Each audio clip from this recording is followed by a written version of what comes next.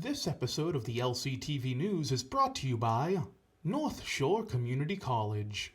If you have the will to attend college, we have the way for you to earn your degree.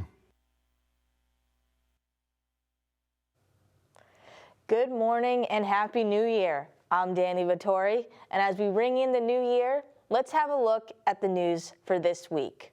Fundraisers were held, the city made plans for the future, and Lynn Public Schools are winning in athletics. On the Lowdown, the executive director of the Latino Support Network joined the show to discuss how it was started and their goals moving forward. Here's the news for Friday, January 7th, 2023.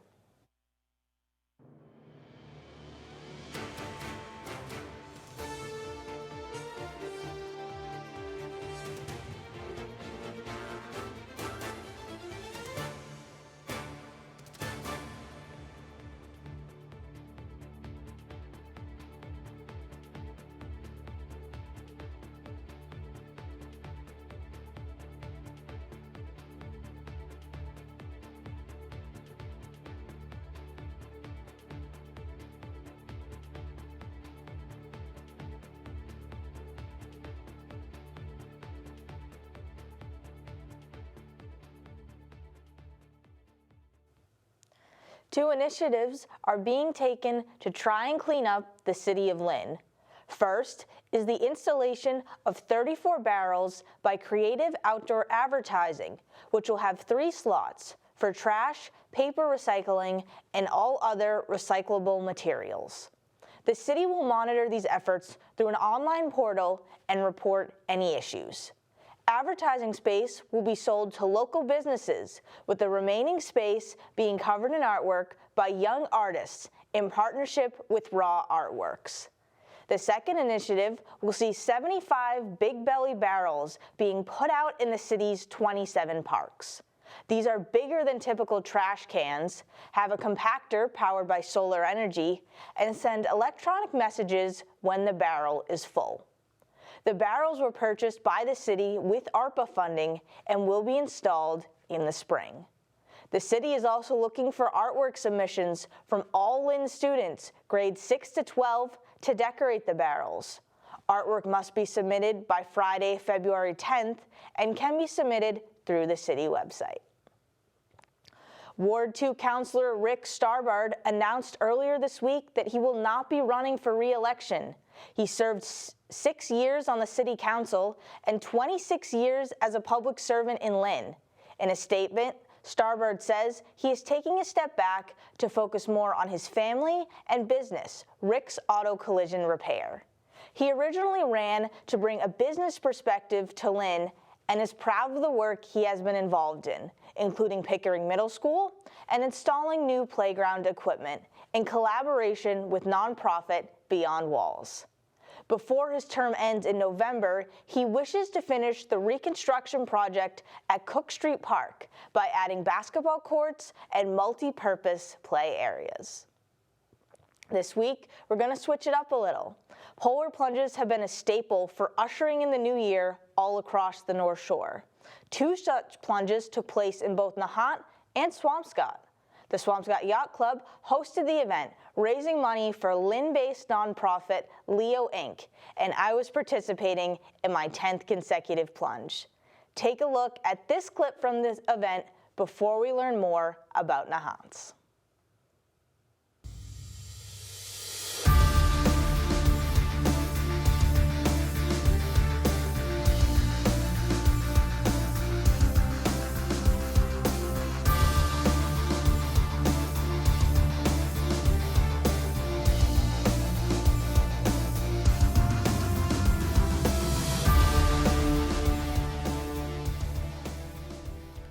Welcome to the 16th annual Polar Bear Plunge, held by the Swampscott Yacht Club. Beginning in 2007, it has grown in popularity and size as hundreds of people participated this year. Members of the community went for a brisk swim to celebrate the new year and raise money for Leo Inc., the nonprofit benefiting from this year's plunge. Leo is an organization based in Lynn which focuses on helping the community from early education to fuel assistance. Happy New Year.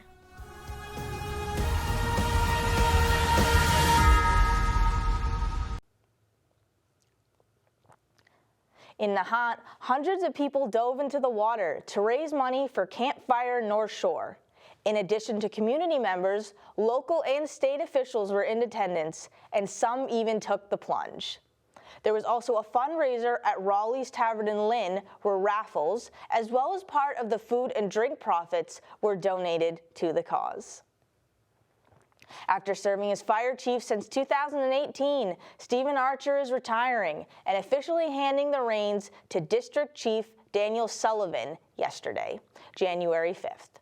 Sullivan was the likely successor, but Mayor Nicholson made the selection and called to tell him that he would be the next fire chief. Sullivan tested for the position a year ago, while also completing the Executive Fire Officer Program, a national 4-year training course for firefighters in higher-ranking positions such as District Chief. In addition to expanding the Youth Fire Academy started by Chief Archer, Sullivan also hopes to begin mental health training programs. Two agencies, the Massachusetts Council for Economic Education and Next Gen Personal Finance, are collaborating with the State Treasurer's Office of Economic Empowerment to launch a program aimed at providing teachers for grades K through 12 more access to financial education professional development. This will allow teachers to complete personal finance virtual training where they can receive a stipend of $500 for completing 200 hours of training. Both the CEE and NGPF are offering programs, and teachers can choose which ones they participate in. CEE is focused on both live and on-demand training and webinars, while NGPF has virtual events and certifications in addition to modules. Those who participate in that program will also receive NGPF promotional materials. In the summer of this year, they will also be hosting an in-person event for members of the training. To read the full press release, go to our website, lyntv.org. New elected officials have officially been sworn into their roles. 8th Essex District Representative Jenny Armini was at the State House on Wednesday, while Maura Healey and Kimberly Driscoll took their oaths as governor and lieutenant governor Thursday afternoon. For Armini, her top priorities include climate change, affordable housing, and ways to make up for the learning lost by students due to COVID-19. She also thanked former Rep. Lori Ulrich, as well as several other state and local officials, for all the help and advice they have offered her through this transitional period. Healey made history at her swearing-in ceremony, becoming the first female and first openly gay person to hold the position. Both Armini and Healey were dressed in white, in what appeared to be a nod to suffragettes. Both Healey and Driscoll were met with thunderous applause when they stood to deliver their inaugural addresses. Governor Healey plans to focus on climate change, the lack of affordable housing, and transportation infrastructure, which has seen many challenges the last few years. The remark which got the loudest reaction by the crowd was her plan to create a program which would offer free community college to students over the age of 25 who do not have a college degree. On deck, the sports update.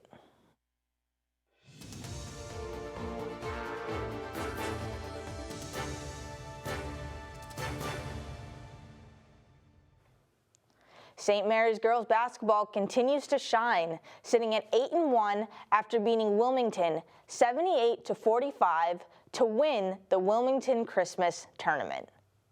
The St. Mary's boys basketball team also won 66-30 over Stang. Freshman J.J. Martinez was the leading scorer at 17, with two seniors adding 12 and 11 points. Their girls hockey team is one of the few undefeated teams left this season at 6-0. They downed Cape Cod 3-0, with goalie Ange Catino recording her fourth shutout of the season.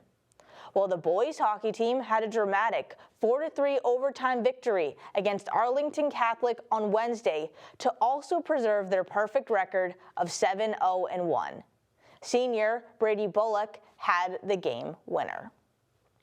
Lynn Tech girls basketball got their second win in a row after downing Notre Dame Academy 51-26 on January 3rd to start this year with a victory, while the boys team also won against city rival Kipp Academy 64-47 on December 29th. While the Lynn Classical boys basketball team lost to Medford 55-39 on the 3rd. The Kipp Academy boys basketball have gotten off to a shaky 1-4 start, but first-year head coach Moody Bay is confident and happy with the progress he has seen. The Lynn English boys basketball team moves to 7-0 on the year, remaining undefeated after a strong 96-43 win over Revere on January 3rd. They are also 4-0 and in first place in the Greater Boston League. The girls' team has identical records for both their overall and conference standings at 3-1 and are in second place in the Greater Boston League. This is after they also defeated Revere 56-47 at home. The New England Patriots remain alive in the playoff hunt as they down division rival the Miami Dolphins 23-21 on Sunday. The Pats scored on their opening drive for just the second time this season, but struggled to generate offense for the rest of the half. The teams went into halftime tied 7-7. Miami went up 14-7, but defense was once again the difference in the game, with the Pats getting 2 takeaways all Dolphins quarterbacks, Teddy Bridgewater and Skylar Thompson. Thompson started the game but was replaced by Bridgewater after being injured in the 3rd quarter. Kyler Duggar intercepted a pass by Thompson on the 40 and ran it all the way back for a pick 6 to put the Pats up 17-14 with 3 minutes left in the 3rd. Jonathan Jones snagged a ball thrown by Bridgewater and toe-tapped along the sidelines for the second interception of the game. While no points were generated off that takeover, it halted the Dolphins' momentum, and several big catches by Jacoby Myers on the Pats' next possession secured the victory. In other news, Bills player Damar Hamlin, who went into cardiac arrest during the Monday night game versus the Bengals, has regained consciousness and is making remarkable progress. When through writing he asked who won the game, doctors told him, "You did. You won the game of life." On ice at Fenway Park and sporting throwback uniforms, the Boston Bruins took down the Pittsburgh Penguins 2-1 on Monday the 2nd to win the annual Winter Classic. 3 veteran players, 2 for Boston and 1 for Pittsburgh, also played in the 2010 Winter Classic. Jake DeBrusk scored both goals for the Bruins. Neither team scored in the first before the Penguins struck halfway through the second period. Boston would even the score 1-1 off a shorthanded goal by DeBrusk with 12 minutes left in the 3rd.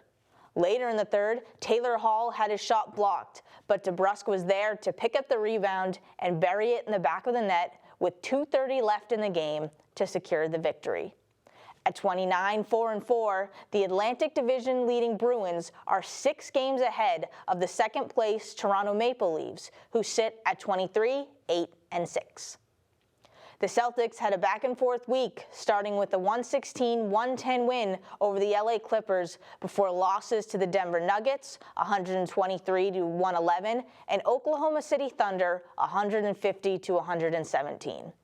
Against the Clippers, despite shooting only 49% on field goals, the Celtics had a strong showing, including a 32-point 4th quarter. They spread the wealth with 26 assists as a team and 5 players having double-digit scores. In their loss against the Nuggets, the Celtics fell behind 37-28 in the 1st quarter. Despite having 8 steals and 10 offensive rebounds, they could not get on enough of a run to overcome the deficit. Their loss to the Thunder saw 7 Oklahoma players enter into double-digit scoring. A 40-point second quarter by Oklahoma allowed them to pull ahead as the Celtics only managed 21.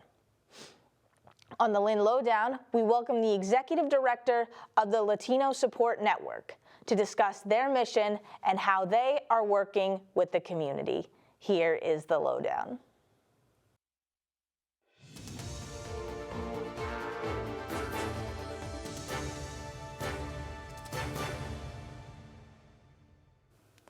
Good morning and welcome back to another edition of the Lynn Lowdown. I'm Dani Vittori, and today we have on the Executive Director of the Latino Support Network. Do you want to introduce yourself? Yeah, thank you, Dani, for inviting me. So my name is Hugo Carvajal. I'm Executive Director of the Latino Support Network CDC.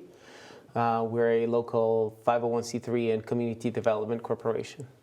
Nice. So this is why I have you introduce yourself. You do it with the right pronunciation. With the right, in the R's.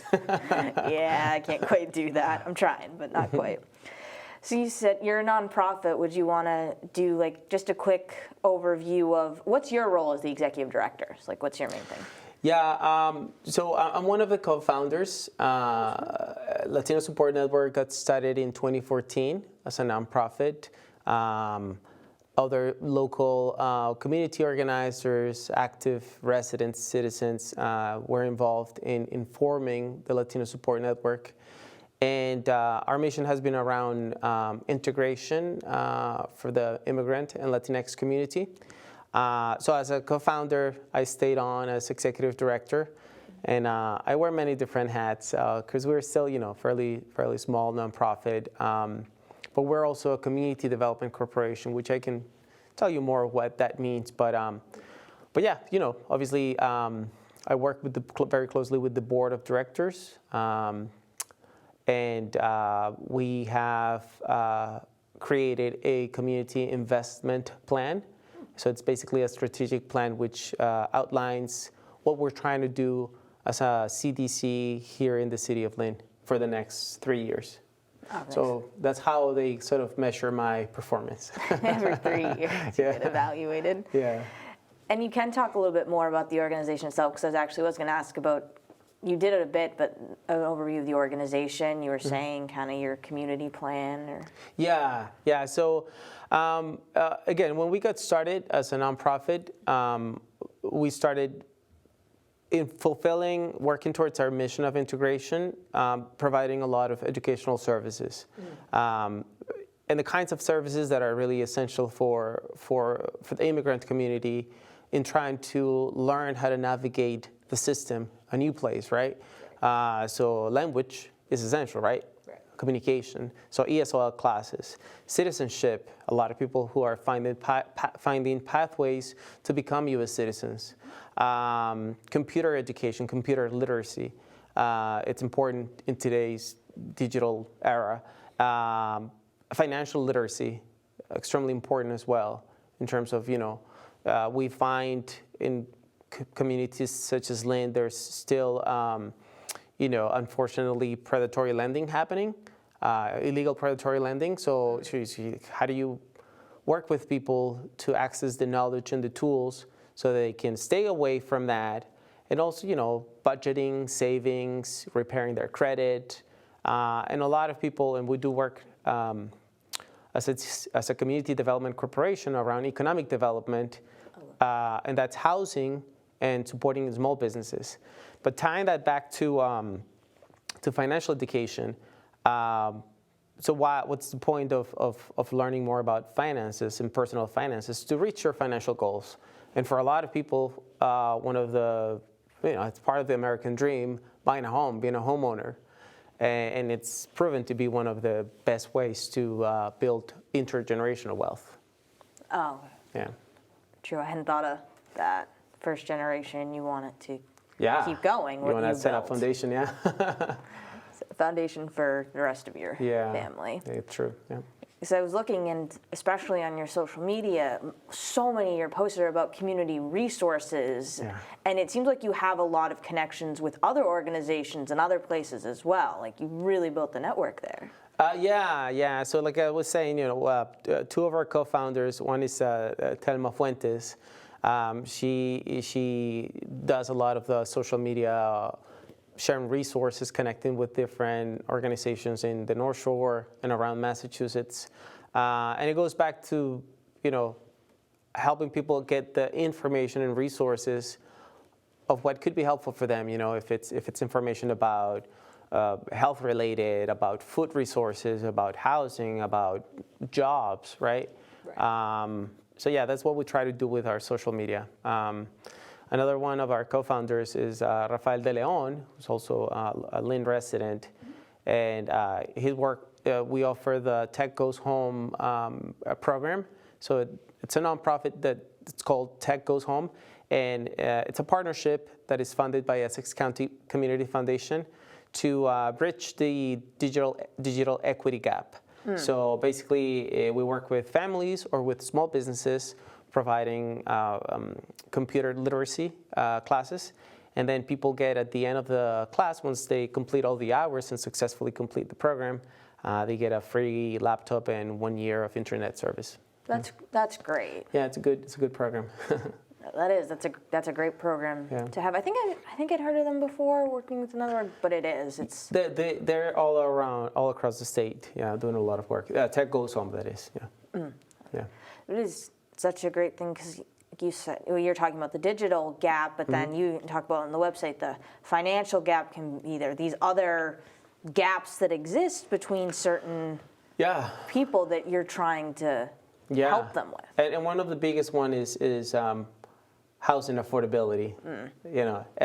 Anybody you talk to anywhere in the country really, but in places such as Massachusetts is even more severe, where housing, where people, families should not be spending more than 30% of their annual income on housing, right? Right. Because then if you're spending, and we find people, families who are spending way more than 30%, 40, 50, up to 60%. Wow. So, what kind of quality of life can you have when you're basically working to pay, to have a roof under your head? It makes sense that you need to pay for housing, but not so much. So it's too expensive. We've got to find ways to help people, families, access quality housing, whether it's rental or home ownership. And again, it's one of the best ways to build social capital, build a fabric of community life, home ownership, that is. Yeah. Oh, yeah, you get to build a capital, you get to become a part of a community, you get to know the people that live around you, which is always nice in any new place that you go. It has so many positive ramifications, consequences. Even politically, you're taken more seriously in a way. True, I know that one. So how do people, individuals, anyone get involved with the network? Is it more you reaching out to them? Do they reach out to you? Is it kind of both? It's both ways. Like you said, social media has been a good way to connect with people. So for instance, we have students in our programs, again, some of the educational programs, CSOL, computers, citizenship, who are many are from Lynn and surrounding towns, Salem, Peabody, but we have now after COVID, we were talking about COVID earlier, given that some of our classes are now via Zoom, virtual, we have people connecting from Lawrence, Boston, different places in Boston, Dorchester, Roxbury, Methuen. So that was actually a very positive outcome of the COVID experience that we are now working with participants from other places around the state. Yeah.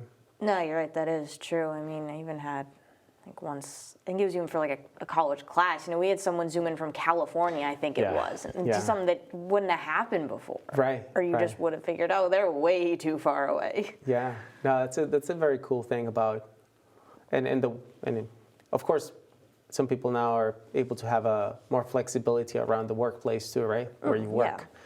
Not everyone, but I guess there's room for improvement there.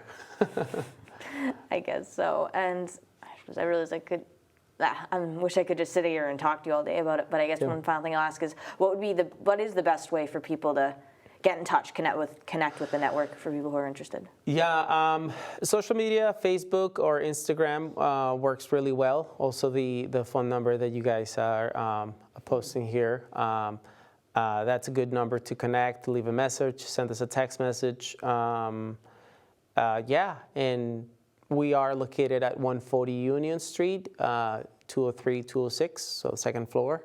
And people are welcome to stop by as well. Yeah, and so it's great to be able to be in this community. We're, again, pretty much here on Union Street, which is a really great and active and vibrant part of the city. And so, yeah, please, anyone who's watching and is interested in anything of what we do, reach out, and we're happy to work with you.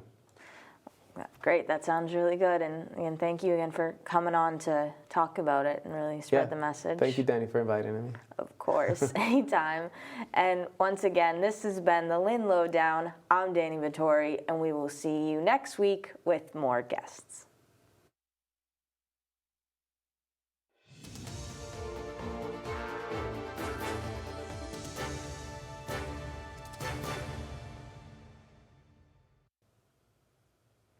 Now, the community calendar.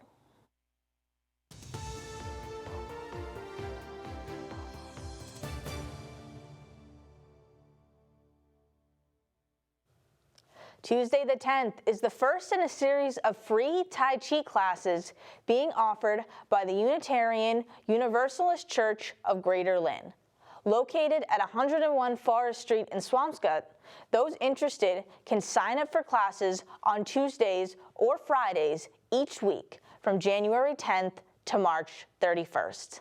Classes begin at 11 a.m. Another installation of the Museum Enrichment Series for All, or MESA, will be hosted by the Lynn Museum on Wednesday the 11th from noon to 1 p.m. Taking place as a virtual event on Zoom and live streamed on Facebook, a variety of topics are discussed, spanning from arts to workshops to current events. Also on the 11th at 6 p.m., Lynn Classical High School will host the Essex County Sheriff's inauguration. Kevin Coppinger was re-elected back in November and is now beginning his second term. To learn more about the events listed and all events happening around the city, go to lyntv.org and click on the community calendar. That is all the news for this week. To stay up to date and learn more about future events, follow us on social media at Lynn Community Television. Also, watch our videos from past events by subscribing to our YouTube page, Lynn Community Television. And visit our website, lyntv.org, to read press releases, watch videos, and learn about events. I'm Dani Vittori, this is LCTV News, and we will see you next week.